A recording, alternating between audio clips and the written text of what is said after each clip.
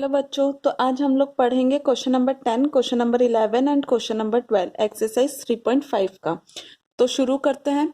Question number 10 में दिया है determine if 25,110 is divisible bye 45। इसका मतलब डिटरमाइन करना है, मतलब चेक करना है हमें 25,110 डिविजिबल होता है 45 से। मतलब 2,500 25,110 45 से डिविजिबल होता है, ये हमें चेक करना है। तो इसमें हिंट में भी दिया है क्वेश्चन में, hint 5 and 9 are coprime number. मतलब 5 और 9 को प्राइम नंबर है। 5 और 9 को प्राइम नंबर मतलब जिसका कॉमन फैक्टर 1 हो। 5 का फैक्टर क्या होता है? 1 और 5। 9 का फैक्टर क्या होता है? 1 और 9। तो इसका कॉमन फैक्टर क्या है? देखिए 1, इसमें भी 1, इसमें भी 1, तो कॉमन फैक्टर है 1।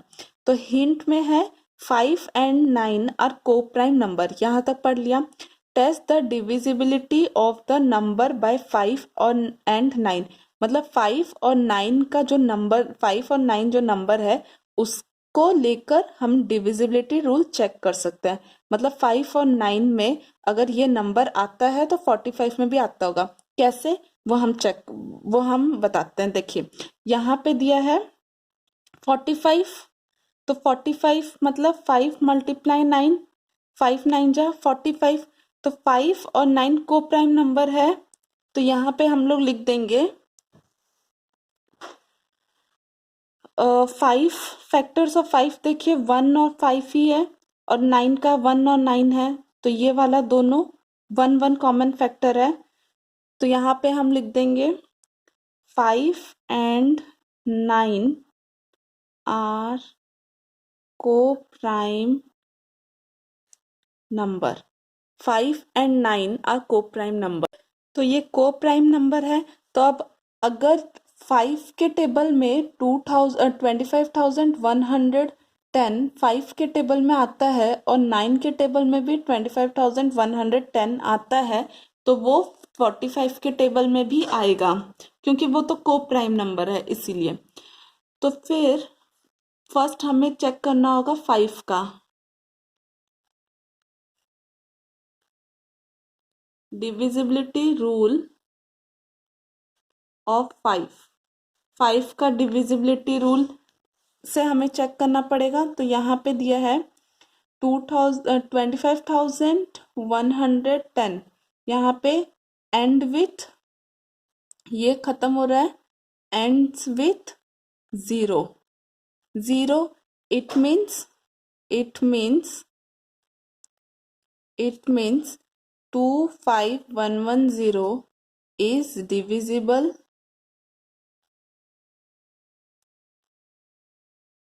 by 5। मतलब ये 0 से एंड हो रहा है, इसका मतलब 25,110 डिविजिबल होता है 5 से। अब हमें चेक करना होगा 9 से, 9 से डिविजिबल होता है कि नहीं। तो डिविजिबिलिटी रूल ऑफ 9, 9 का डिविजिबिलिटी रूल।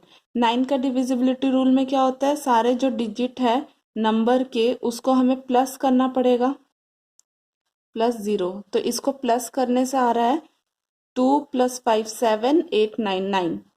तो ये देखिए 9, यहाँ पे 9 है, तो 9 इज डिविजिबल बाय 9। 9 का डिविजिबिलिटी रूल क्या होता है? दोनों सारे नंबर मतलब जो डिजिट होते हैं उसको प्लस कर कर, अगर यहाँ पे जो नंबर जो डिविजिबल बाय 9 होता है तो वो 9 के टेबल में आता है। तो ये हुआ, it means 25,110 is divisible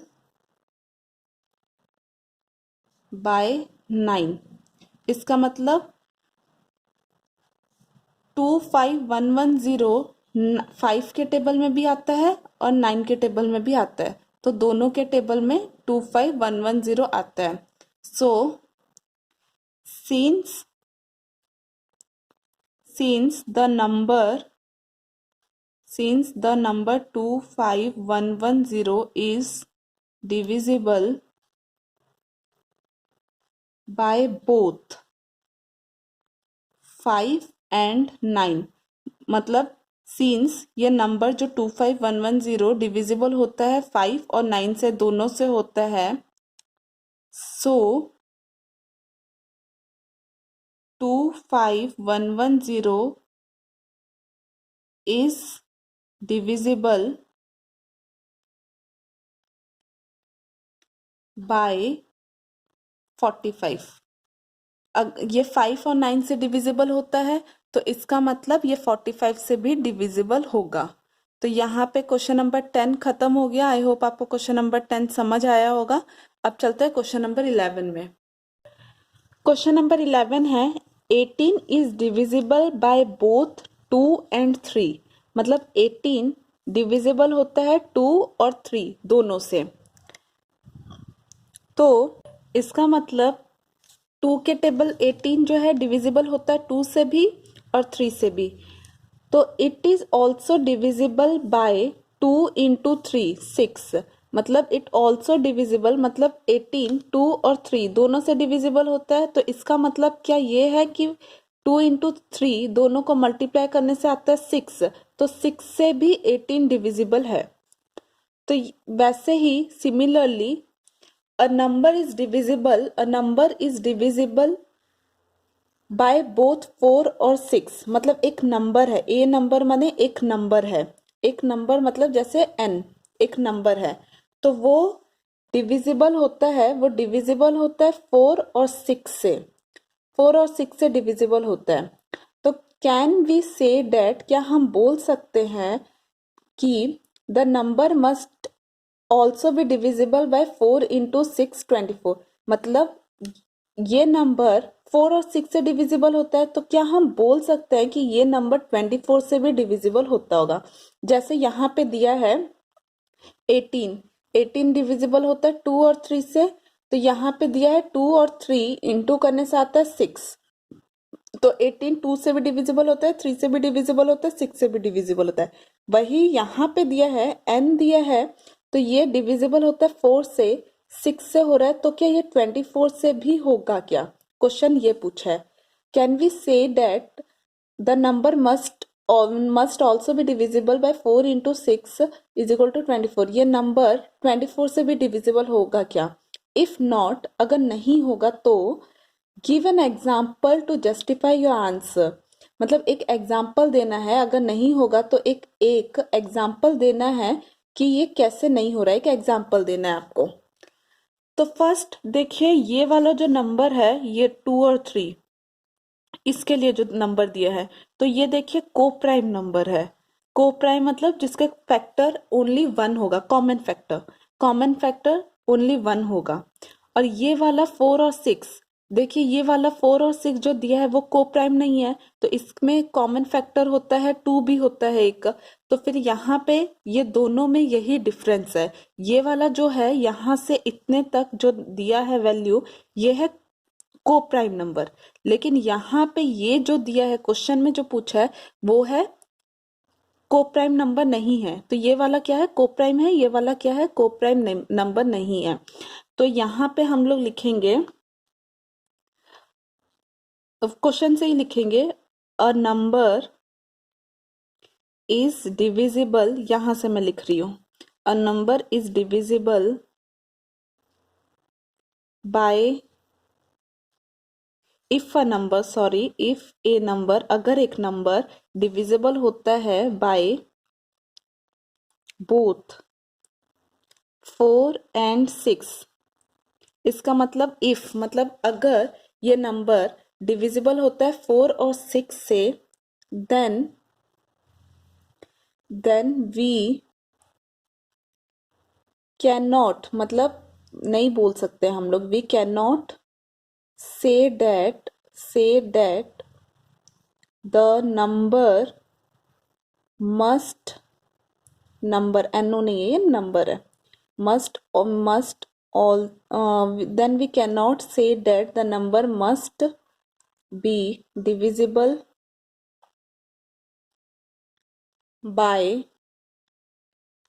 4 into 6 20। तो ये वाला हम लोग नहीं बोल सकते कि ये नंबर 24 से भी डिविजिबल होगा। तो आई होप यहाँ तक आपको समझ आया होगा। लेकिन क्यों नहीं बोल सकते, तो वो भी हमको लिखना पड़ेगा। ये वाला जो पहले वाला नंबर है ये क्या था, को प्राइम नंबर था। तो यहाँ पे पहले क्या दिया है, को प्राइम वाला दिया है, तो इसीलिए हमको फर्स्ट को प्राइम वाला लिखना पड़ेगा। तो यहाँ पे जो लाइन मैंने छोड़ा है वहां पे मैं लिख देती हूँ, the given number that is, कौन कौन सा है वो, दैट इज 2 and 3। 2 और 3 है, the given number 2 and 3 are coprime but 4 and 6 are not co-prime।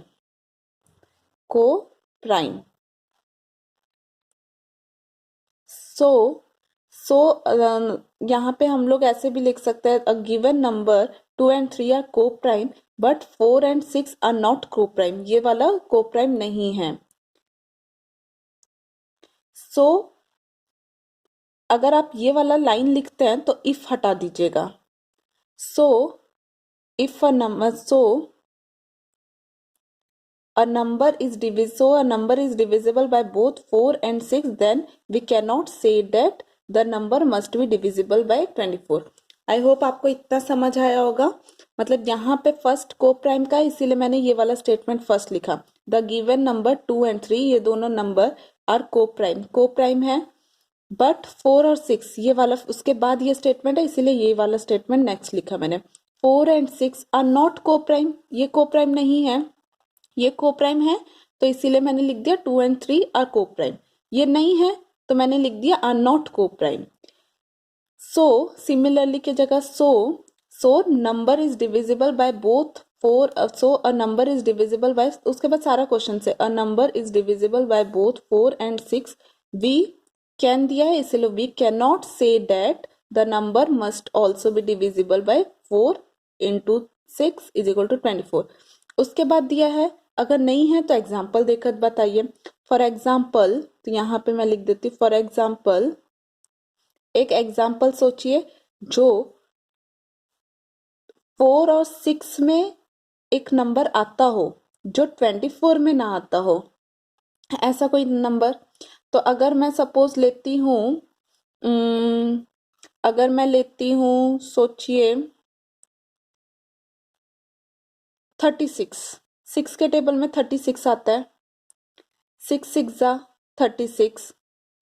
4 के टेबल में 36 आता है, 4 9 जा, लेकिन 24 के टेबल में 36 नहीं आता।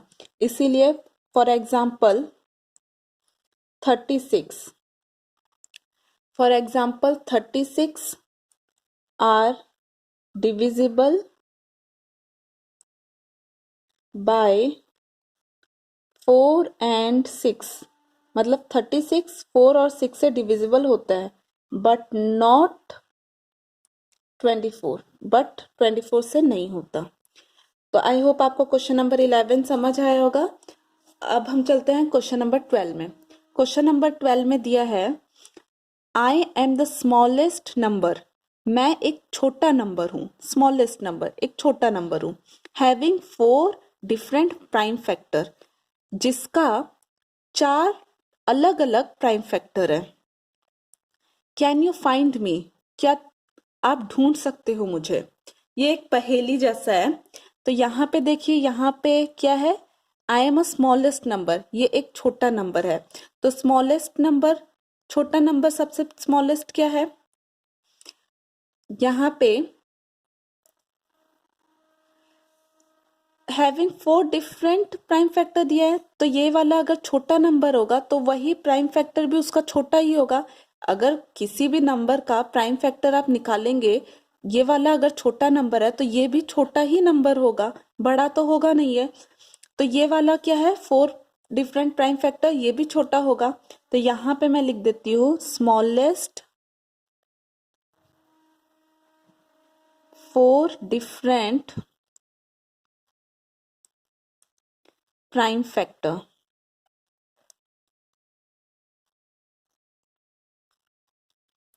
Prime factor smallest 4 different prime factor क्या है? प्राइम फैक्टर छोटे छोटे प्राइम फैक्टर 2, 3, 5, 7, यही है प्राइम नंबर। क्योंकि इसके बीच में 4 आता है वो तो कंपोजिट हो गया, तो ये नहीं होगा। तो यहाँ पे 6 होता है, ये कंपोजिट होगा तो ये भी नहीं होगा। तो इनके कॉमन फैक्टर क्या है? यहाँ पे 2 का फैक्टर क्या है? 1 और 2। 3 का क्या है? 1 और 3। 5 का क्या है? 1 और 5। 7 का क्या है? 1 और 7। तो देखिए इसके कॉमन फैक्टर्स, कॉमन फैक्टर ये वाला आपको करने का भी जरूरत नहीं है, बस देखिएगा 2, 3, 5, 7, 2, 3, 5 एंड 7 प्राइम नंबर्स हैं।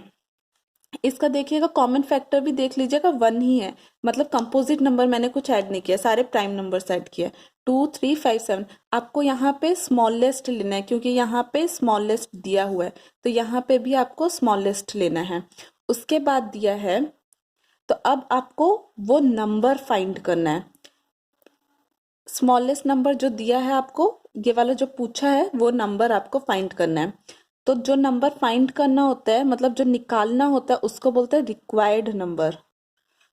रिक्वायर्ड नंबर, जो नंबर जब भी जो नंबर चाहिए होता है या निकालना होता है, उसको बोलते हैं रिक्वायर्ड नंबर।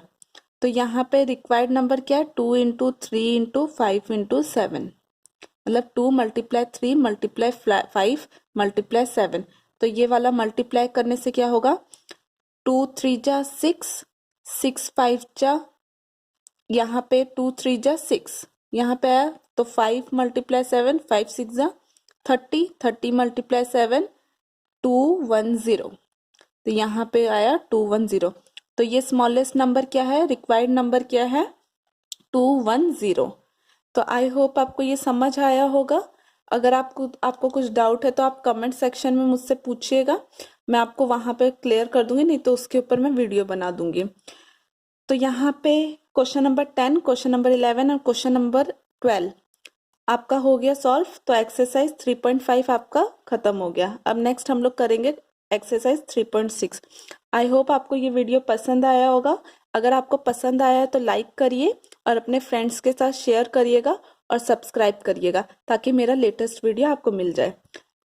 Thank you.